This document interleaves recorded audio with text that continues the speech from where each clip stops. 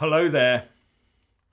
Just as Tory hardliners are talking about taking the UK out of the EU on the 31st of October, deal or no deal, we have the European Union talking about another extension.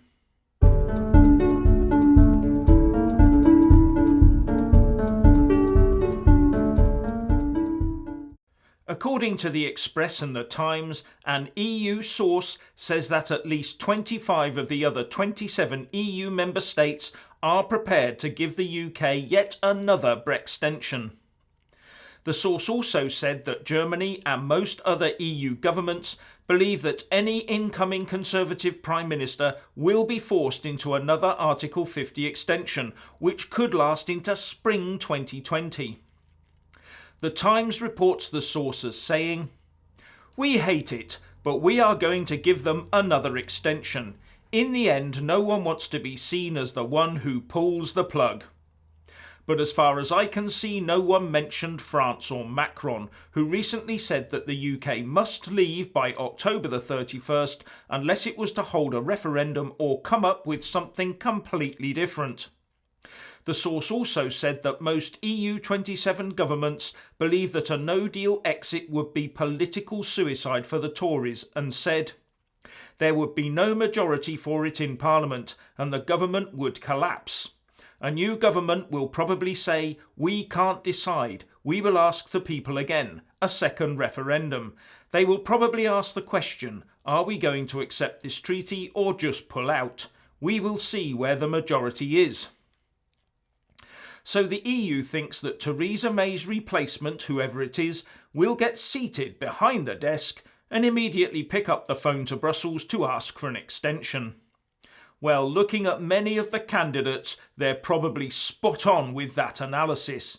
And on the hard Brexiteers, I'm not convinced they wouldn't do that either. We'll just have to wait and see now. More news from the Peterborough by-election. According to the Express, the Brexit Party candidate, Mike Green, is reported to be looking at taking legal action against the Labour Party for using what he says is dirty tricks, deceit and lies. Labour have just started spreading false news, if you like, he said. There was a letter to constituents yesterday about me, and that was quite frankly a complete lie, and I will address that legally. He also had a go at the Tories, saying, "The Tories are saying it's a two-horse race and it's between them and Labour. There is zero evidence for that." Welcome to politics. Everyone's getting so litigious these days, aren't they? But giving Labour a legal slap wouldn't go amiss. Although I'd much rather he gave the money to Robin Tilbrook and the Article 50 Extension Judicial Review Fund, though. It would be strategically better placed there, I think. As an aside, reflecting on the Peterborough by-election, I was reminded of the Eastleigh by-election in 2013, the year before UKIP's stunning victory in the 2014 EU elections. In Eastleigh, Diane James came second for UKIP, only 1,771 votes behind the Lib Dems and ahead of the Tories. And in the following year, John Bickley gained 38.7% of the vote for UKIP, with one of the largest by-election increases in vote share ever recorded for a by-election, when he lost out to the Labour candidate by just 617 votes in the Haywood and Middleton by-election. So the Brexit Party is following in the footsteps of UKIP, but it did take UKIP many years to get there. And it's now official. Theresa May has resigned as leader of the Tories as of today. In a press release, the chairman of the 1922 committee, Sir Graham Brady, said that a new leader would now be chosen with nominations closing at 5 p.m. on Monday. But that Theresa May would be staying on as acting leader until her successor had been announced.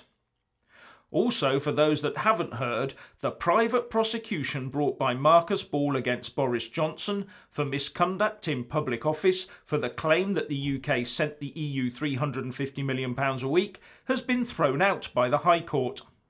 But Mr. Ball said that he was considering an appeal and would not give up until all possible options are exhausted, reports Reuters. This should ease up the pressure on Boris for the upcoming Tory leadership race, shouldn't it? But it's not all about the Tories. The Lib Dems have closed their window for nominations for a leader to replace the outgoing Vince Cable.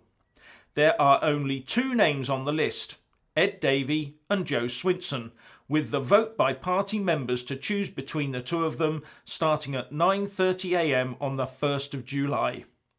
The president of the Lib Dems, Baroness Sal Brinton, said she was looking forward to seeing which one of them would be reversing Brexit. Anyway, what do you think? Please share and comment, and thank you for watching.